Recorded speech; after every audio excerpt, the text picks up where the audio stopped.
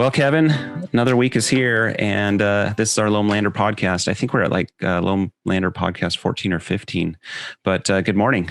Good morning. How you doing? I'm great. It's been kind of one of those weird weeks this week where we actually, Loam Lander wise, had quite a few things that happened, but they all seem to feel like they were a long time ago. I don't know. I don't know if you feel like that occurred. Sunday we had some good stuff going on, and then the rest of the week was just normal life, and sometimes it gets away from me. Yeah, this past week, I think I talked to you the least amount since we started in Loam Lander. I think so too. It still was like, I don't know, maybe 5 out of the 6 days, 7 days. Yeah, you're right. It was still up there. But that's all right. You know, we have fun chatting. You and I can probably talk for endless amounts of time, whether it's related to Loam Lander or building out your ambulance or the trailer or whatever else. Yes, your trailer's exciting. It's kind of fun. I was telling Tatum that we need to order our decals soon, sooner than later, to get on the side of it, because it's going to be a full on Loam Lander branded trailer. Because to me, Loam Lander just yells fun, and if you're going to have anything in your yard that's for fun, it better say Loam Lander on it. Agreed. To everybody, you heard that. That's right. You know, I think that everyone would need some Loam Lander in their life, even if it's not an airbag sitting in their front yard. Definitely. That kind of brings into some of the other projects we're working on, especially bringing some other products into the Loam Lander umbrella that we think a lot of you will enjoy soon. So we're working hard on those. Well, Kevin, let's talk about just to kind of recap a little bit of the things that we discussed last week. We talked about Bentonville Bike Fest. We went into a lot of detail about all the different things that happened while we were there, as far as getting us there, some of the events surrounding the event. I don't know if we actually ever talked about really what had occurred, as far as like what our pros were doing and what the pros themselves were doing. And I don't know. So my thoughts were that maybe we could spend just a few minutes telling about like the Jump Fest and the jumps that they had set up, and the different fun things that both our boys were able to do while they were there, but then also Jake and Dylan and all the other pros that were there were able to enjoy and show off their talents and skills. It was pretty crazy. I mean, we get there, I don't know what, we already talked about that, but it was like decently early on Friday before they actually opened the event. Saw Cody Clark up there hitting the jumps. Probably the only person on a full-on DH bike hitting those jumps. I think he was, right? He was, for sure. And you could just watch his compression just suck right in, because the downhill bikes, they're made to jump, but they're also made to take big hits, and you're going on a pretty steep lip of a kicker. And wow, I was a little nervous for him for a few minutes. Yeah, they're designed to jump at speed, and he had to try to gain speed. Yeah, that was the challenging part. Yeah. In fact, I recall just a few moments when I looked across and he was laying on the top of one of the landing, both because it was hot, but I think he was also just trying to get those jumps and such figured out on his big downhill rig. Definitely. And we had Jake up there, and I kind of felt like Friday he was a little timid, and which completely makes sense, right? Yeah. I mean, that's a big event. The jumps are big. Mm-hmm. You're surrounded by people like Mike Hucker and Dylan Stark and Carson Storch and Barry Nobles. I remember this time. Thanks, Barry. Nice. And others, right? There's a lot of the Hellion guys were there, and it was just a big crowd, and his first time being part of the pro part of the event. Mm-hmm. It was kind of fun to see him from Friday to the end of the weekend just open up and be Jake, right? The playful, fun Jake. And I don't know, it was just a blast to watch. Yeah, I thought it was super fun. I mean, it was nice to see, we talk about progression a lot, and I think we're going to talk about progression more as we go through this podcast, but you could see the progression both through Jake, but also through everyone else that was going, or that was there as far as their riding. The first couple of hits, they were just feeling it out and kind of getting that go zone of what to do. And as the different runs progressed, and even as the different times throughout the 2-3 days that things were going on, you could just see that their comfort levels keep on getting bigger and bigger. That's something that I personally don't have a lot of experience with is, first having the courage to hit some of those big hits, and then next having the courage to do something even stupider as the time continues to progress. That's just not me. I'm too reserved when it comes to that stuff. Yeah, hitting the trick is not good enough anymore. Right. I mean, hitting the jump's not good enough anymore. You have to throw a trick within that. Right. Well, and my mind doesn't work fast enough. I just feel like, oh, I'm in the air. Okay, I'm on the ground. Yeah. That's it. That's my whole thought process. Not, hey, here's how I'm going to do a 720 and make sure I rotate that extra, 2 feet to make sure I hit the landing. I can't even think that way. Yeah. But yeah, I mean, I thought that was super, super fun to see. Once again, we talked last week about how it was nice to have Keller and Cruz be there with Jake, and I felt like that was a benefit for all three of them, especially as Jake was getting his progression dialed in on those jumps. He had some buddies that he could at least chill out with and get a little bit of downtime to kind of think things out. Yeah, it was good times. I mean, I don't know, from the beginning up at the top, right? I mean, just to drop in, I should have had a picture of that today. We'll do that another time. The drop in was a huge steep roll in. It was. Like, that was intimidating. Now it would be fun to ride down, but it was still intimidating. As soon as you're at the bottom of that drop in, you're hitting the first jump. Yeah. And the way they had their jumps set up, which you brought up a couple times throughout the weekend, the biggest jump was the first jump, and they got easier down the line instead of the other way around.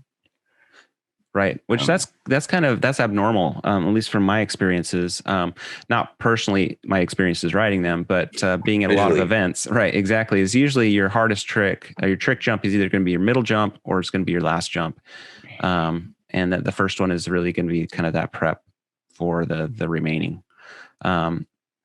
It wasn't the case there, but it didn't necessarily, I didn't feel like it hindered a lot. Although I think that they probably would have seen some bigger things happen had they reset those jumps a little bit. Yeah, it put the crowd, right? Everybody wanted to be at the roll-in. Maybe that's why they did it. Yeah. So the crowd was at the roll-in, but the first jump, not everybody did the big trick on, right? That was your second and third one. So I don't know, but it was definitely fun. It was definitely exciting. Back to Jake, once he hit that first jump and got that down a couple times, then he's like, oh, I can do the rest. And then it just clicked. Right. Yeah. I mean, and the encouragement that he was getting throughout that whole process was super fun. Fun for me to see is, he had those pro riders that were already there to kind of teach him, or at least say, here's what you need to do. Here's where you need to go. But then also the crowd was getting behind him more and more, which is, it's fun. It's just fun. I mean, I think that you and I probably both take a little extra pride in things that riders that we know really well do. It's in some ways just an extension of our own families, and the pride that you have when your own physical kids are doing something. At least I have that same experience when Jake and Dylan and Cody were riding, because my relationship is different with those three riders. Yep, definitely. So we'd mentioned last week briefly about the jump contest.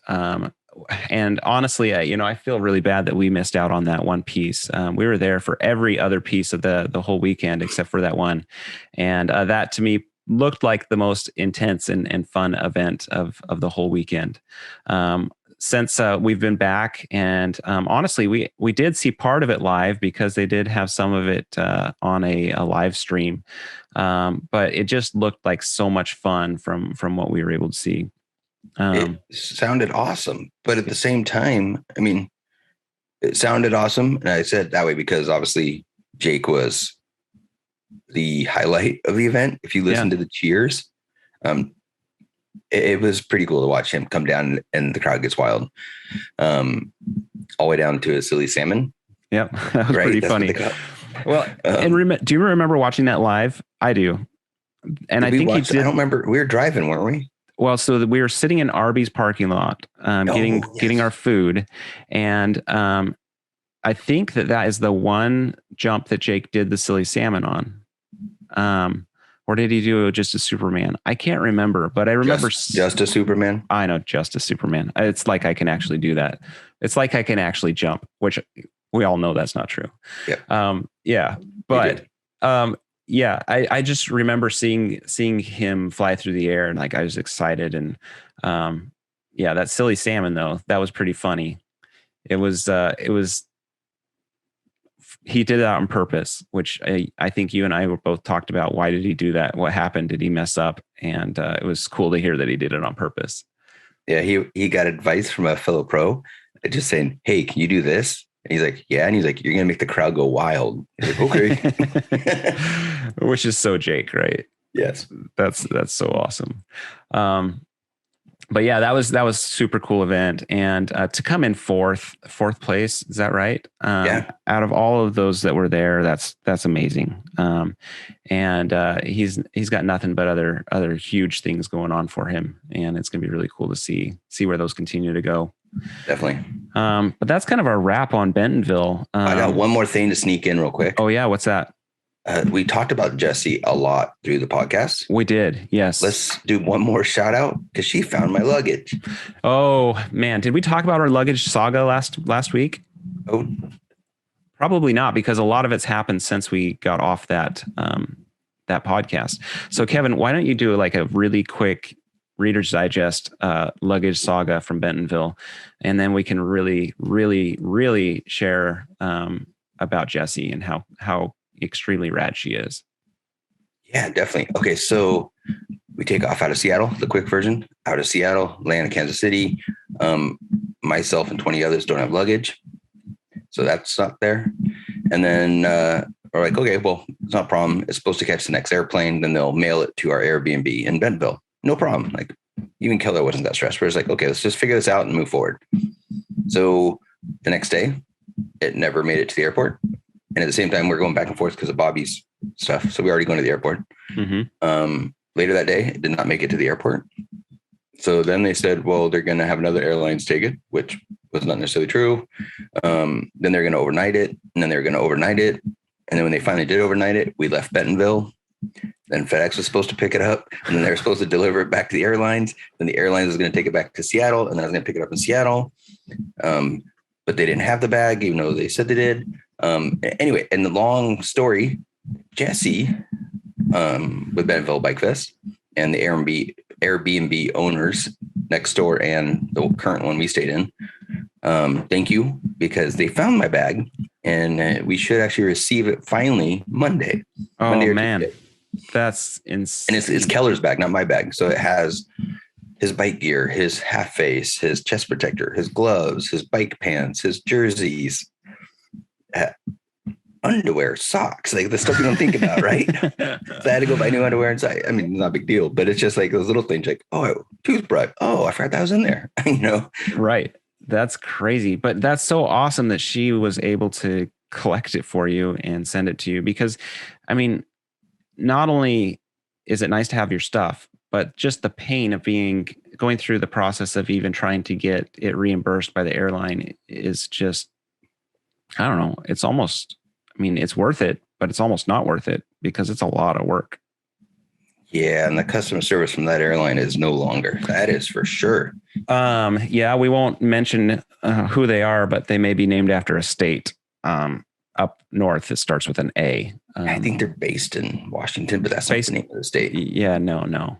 Which is too bad, because they have been my favorite airline for a while, but honestly, the past 2 years have not been kind to this particular airline, and hopefully they can see that they're really shunning their customer base that's been very loyal to them. Yeah. But how much farther? We'll move on though. But thanks again, Jessie. So that's the end of Bentonville. I'm finally getting my luggage, so we can say Bentonville over. That's awesome. Thanks, Jessie. This is amazing. Thank you. We hope to see you next year. Definitely. Quick pause. So if there's something on your desk that's rattling a little bit. It's gone now. Vibrated. Oh, it sounded like I don't know, something was just moving on it. It was fine. Okay. Anyways, that's cool. So Yeah, Bentonville Bike Fest. We loved you. Hopefully you loved us back, and we hope to see you again. See you soon. Absolutely. So, Kevin, let's talk about the progression of I don't know, kind of what we've experienced over this past 6 months. I don't know. Should we talk progression mountain biking personally? Should we talk progression landers? Should we talk a combo of the two? What are your thoughts? You know, any progression, anything that pushes you, you learn more from it, even if it's not biking. I totally agree. I think that there's so many aspects of life that can be transitioned into mountain biking, and vice versa. So many aspects of mountain biking that can be transitioned into life. One example that I've had recently is with my boys, especially Beckham. Beckham is 11, just turned 11 a couple weeks ago, and his progression in mountain biking has really come a long way. We've talked a lot about Beckham, especially in his racing, how he's getting less timid. Talked about way back at the beginning of some of our podcasts, how when he hit the OG for the first time, how that unlocked his abilities to do a lot of other things in mountain biking that were really big events for him. But more than anything, his confidence level just in a lot of aspects of life have really boosted. And almost all of that has been for the positive. There have been some moments in the dad genre that, sometimes I would appreciate more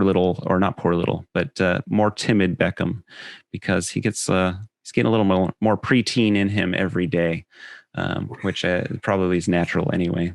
But done with mine, and used to have 3 to go through. Oh, I know. Thanks, man. Yeah. It's crazy, but I mean, I don't know what have you noticed progression wise, either personally or. Yeah, well, you brought up Beckham, right? And so let's talk about him over the last.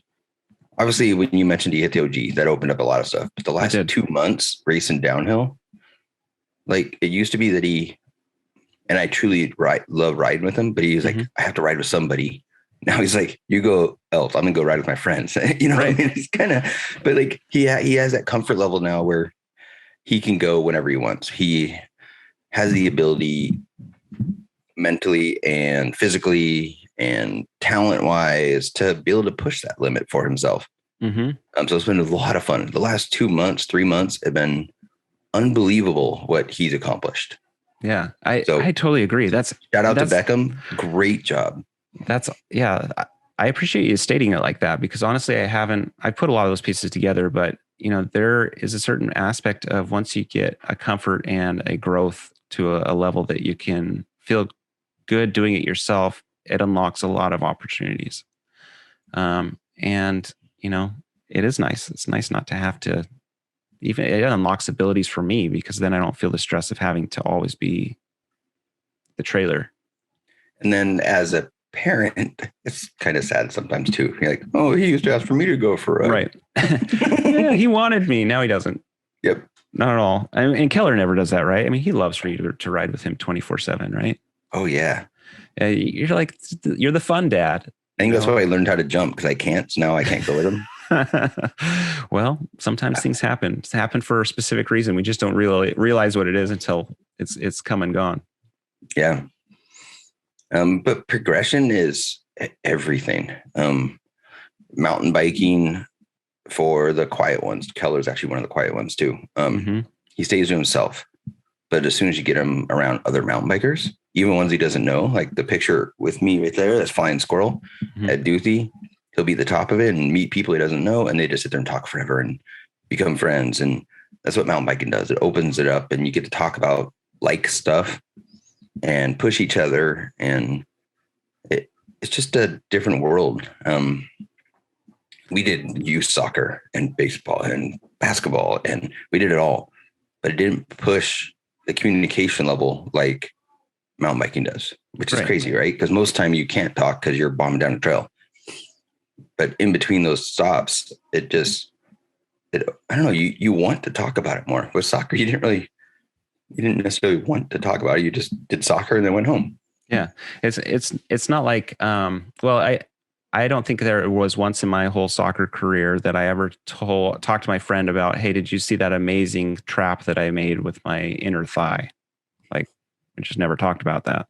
But every single run that you do, at the end of the run, everyone's like, hey, did you see that crazy roost that I did on that berm, that corner? And you're asking people that were literally 10 minutes behind you on the trail that there's no way that they would have ever seen that, but they're as excited about it as you're excited about it. Or did you see me go over the bars? And, how did you do that? What happened? Where was it loose? How it was just, I don't know. It's completely different. Or they come to you afterwards and just say, I saw you rip that berm. I never seen you go that fast. Like, they bring up the conversation to you too. It goes both ways, right? Yeah. Doesn't matter age, doesn't matter male, female. It doesn't matter what bike you're on. It opens up doors. It does. And in fact, I feel like a lot of those, because it's personal, but not personal, it opens up more doors because you have Keller just gets his new bike and then Brian's there to say, hey, I have already experienced this in this setting and this setup in this situation. And here I can give you some advice. And then let's go ride a trail together and see if that actually helped or didn't help. Definitely. It's, I don't know. I think it is very unique that way. And I hope that it continues to be that way for the rest of my enjoyment of this sport. And progression. I mean, you mentioned Keller and his new bike. That's his new Transition TR11. Shout out to Transition. They definitely hooked me up. That's awesome. And I said me because I got one too.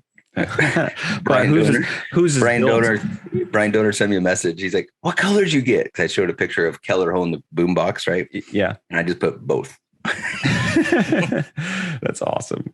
But I also have to say, whose is built and whose is still sitting in the box? Keller's is built. Mine's out of the box. Nice. Because I ride wrapped it for the first time the other day.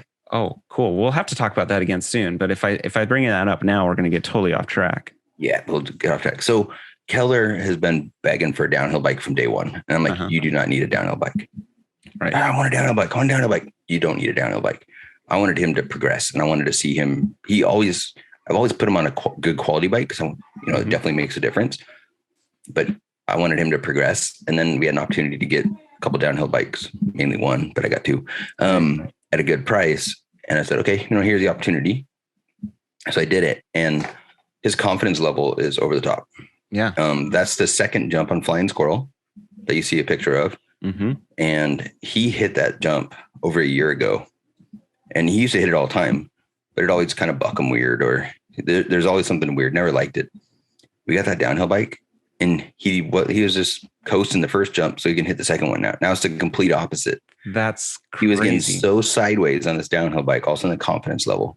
Brian Donor, that day we were at North Slopes, he was like, I've never seen Keller do that. Like there'd be an easy path, but Keller intentionally jumped off the route on the right. Like he did not take the easy path. Right. So let's talk about that progression alone. So the first time Keller rode North Slope was a year ago. Yeah, about that time. And he did not have a good day for a lot of reasons. One of which was he didn't have any brakes, which is understandable. Most of us wouldn't have a good day that way. But even after the brake situation was somewhat resolved, he still did not have a good day. And he was a teenager. Right. And I honestly didn't think that he'd ever come back to North Slope. I thought that he would say that this was not a place that he wanted to be. So let's fast forward now a year later. And it was completely different. And he didn't have brakes the first part of the trail as well, because they just needed a little bedding in and some bleeding, which is normal. I mean, it's a shakedown lap anyway, but it didn't bother him at all. He was just anxious to get back up there. Right. And so we talk about progression and sometimes tools of progression help and aid our confidence. And so this could be an example of his bike is a tool of his progression, but it helped him mentally and physically to be able to do a lot more. We talk about our landers as tools of progression. You have a 4 foot, a 6.5, and 9 foot, 13 foot. All those are tools to help make you feel comfortable to get to the next level. But what we also often forget is that the biggest tool of progression is what happens in between our ears, in that our confidence grows. Yep. And so, I mean, it is unique. You know, the top riders in the world, the top athletes in the world have often the best tools available to them to progress, but they also have the mental capabilities of being able to help use those tools in true progression. Definitely. And progression could be color hitting this jump. I mean, obviously he did the airbags and got more confident, not on the downhill bike yet. And it just pushes them to do the next level. But then progression could be anything, right? It could be your mental strength for racing. Talk a little bit about Cruz on this. Is I feel really bad for him, but every race he's had something. Yep. Right. And he's been 3 races now for him. So this is his 4th race. So he wrecked last year at Silver, at the top. Yep. He had several miscues on in Spokane, and had a really big wreck in Spokane. He was fine. Like, it didn't hurt him, but it was still a big wreck. Messes up a race time. Yep. His first Port Angeles race, he blew out a tire and a rim in his race run. And then this most recent Port Angeles race, he wiped out at the very end. So yeah, I mean, he's had some fun. But the progression is, I mean, obviously he has some great natural skill too. And I think he'd be like a world-class enduro racer. I'm just saying that he has that. I think he has do really well. Yeah. But like his progression too is not necessarily skill on the bike. It's the mental strength of crashing. And most kids could be like, I'm done with this, or get so down on themselves. And yeah, I would get down, he gets down, but he fights through it and just wants to do the next race and push himself again and fight through whatever those, the problems are. And I don't know, it's just really cool to see his progression mental strength wise with the challenges that he's had. Yeah, I agree. I mean, it is, I mean, any conflict in life, or any roadblock, whatever we want to call it, we always have the choices in how we deal with them. And sometimes the way we originally deal with it isn't most healthy because we don't realize that. But the more we go through different roadblocks, I feel like those help us to grow in so many different ways. And for this, Cruz especially, the first wreck was hard. This last wreck, I think, was the hardest for him to get over. But on the same side, it also was the easiest for him to get over because he's also been through that before. Yeah. That's in two Port Angeles ago where he had a flat tire.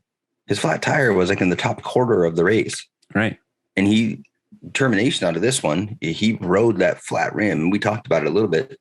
I mean, I'm saying flat tire and flat rim pretty much. Yeah. He rode it the whole course. He did. And did the kid ever pass him? Maybe towards the end he got passed, but I don't think he got passed. I'll have to watch his video again. Yeah. So in sense, he didn't lose his 30 seconds on a completely flat. I don't know. Right. It's just really cool to see Cruz, and I can't wait for him to put down one clean run because I could see him being a top 3, top 5, no problem. Yeah, he's got it in him for sure.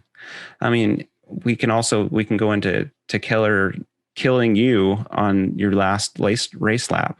Beat me by 30 seconds. Right. Yeah. And different divisions, right? But same race course. Right.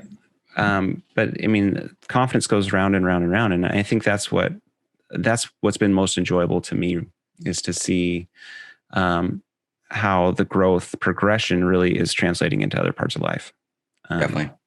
And I mean, I think I see it in you, and you probably see it in me, that, when we have little wins in our business, our Loam Lander business, and other things, that it encourages us to keep on pushing forward, even when we have sometimes crappy days that you just get frustrated and you get annoyed, and, the wins are good. The crappy days are usually involving shipping. Just shout that out. Oh, they are. And I mean, that's the stress right now, is the shipping. We're dealing really dealing with that right now. We have a lander that should have been delivered a couple of weeks ago, and it's still in transit. And it's, unfortunately, we can't do anything about it, but it will get there. And our client's super cool, and he's understanding. but it's frustrating. Definitely. But we're one also reason why we might need a race Montana is he will be there. That's true. Two of our customers will definitely be there. I think that would be really fun. I'd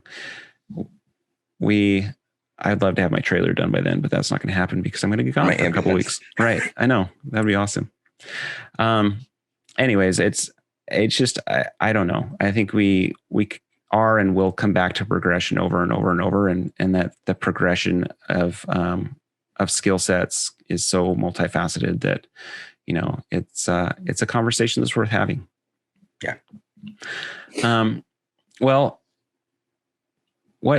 anything else you wanted to chat about while we're podcasting today? Well, it's progression. I think we've talked about Oliver, right? He went to Big Wheels and that kid's rolling over everything. Yep. We don't talk about Tatum enough. No, we don't. Because Tatum keeps us on track, all of us. Yes. In a good way. She's definitely our team mom and we need that. Absolutely. But she's more than that because I've seen her progression on the bike as well. Right. And so it's been fun to watch her grow and push. And I want to see her do more laps. So the next race, I'll definitely take Oliver more. So you two can do faster laps together. She's usually okay with, I'll ride with Oliver, but it'd be kind of fun to see herself push a little more. Right. And again, the progression is not to be the winner. It's just to strengthen yourself. Push yourself a little bit past your limits to gain confidence. But she's been so fast on that bike too. Yeah. Away from the Spokane wreck, right? I mean, she wrecked right at the top, the very first drop. And right from there, she popped right back up and hit the track. It's crazy. I don't know have we said anything about Tatum's big wreck in Whistler? Oh, no. I don't think we have. And this is probably as a podcast in itself. Like maybe we should interview Tatum. It absolutely. It's impressive that she's still biking. Like, right. I'm gonna be honest. Most moms, nothing, or I guess it could be a dad. Most people. Sorry about that. No, and moms. I think moms fit there too. Might quit biking. I think so. It would be tough on a family that loves to bike. It would be. And it would be tough on 3 boys to not have their mom there. But when we talk about four, 4 boys, exactly. When we talk about progression, that's the ultimate progression status, in my opinion, is to lose a limb and still ride. So we'll kind of tease it at that. Tatum is really cool, but that is a conversation that I think is extremely worth, a full podcast. And that podcast, funny, will actually spin back to Bentonville a little bit. Yep, absolutely. It totally will. So it's like I say, let's save that. But that is the ultimate progression, and it's still continuing. I mean, I think we need to both come up with a good 10 questions. Okay. And we need to do a podcast with Tatum. And don't prep her on the questions. No. Or maybe what we should do is have you interview us both. And because honestly, I think that those questions will be way better from you than they will be from me. Oh yes. So I don't know. We'll work that through. Let's see what we can do on that. Maybe Tatum can continue to push Rhonda, and then that'd be another story of progression. That would be awesome. That'd be awesome. I hope Rhonda listens to our podcast so she knows how much we want her to be there with us, hanging out, and enjoying the mountain bike lifestyle. Yeah. That she is a vital and important part of our system. I don't think she realizes how much her role plays in what we do. But it's real, and it's even though that she has a lot going on her plate, that her contribution to this Loam Lander world is awesome, and we really appreciate it. Yeah, so let's pause some of our progression chat until we can have the full Tatum Marchant story. We'll kind of leave it at that. If anyone's really curious, you can go to our MTB Adventure Fam and scroll back through several years worth of posts, and you can actually get a good feel of what's occurred and where she's come since then. But no, I think that'd be an awesome, fun experience. For anybody who does not know the Adventure Fam, or Loam Lander, if you can look at a picture or a photo of Tatum and tell us what you think our next podcast is going to be about, right, or in the near future podcast can be about, we will send you a hat. Absolutely, 100% free. But if you know us, you're X'd out. This has to be someone brand new. Yeah. So if you're following us from this point forward and you can tell us what happened, we'll send you a hat. Definitely. Well, Kevin, this is always fun. I enjoy our podcasts. Even if you and I are the only ones that listen to it, I still enjoy them. But I think I had fun today. Talking a little Bentonville, little progression. And unless there's anything else you can think of, I think we're about ready to put this one to bed and call it good. I agree. With that, we're Loam Lander and we're out. Thank you.